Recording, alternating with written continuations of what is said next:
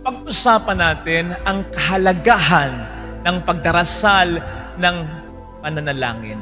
Mahalaga ang panalangin o ang pagdarasal sapagkat si Kristo mismo ay nagdasal. Siya na Diyos na nagkatawang tao, nanalangin, sino tayo para hindi gawin ito? Tandaan po natin, nagkatawang tao si Kristo upang ipakita sa atin ang tunay at tamang paraan ng pagkapakatao.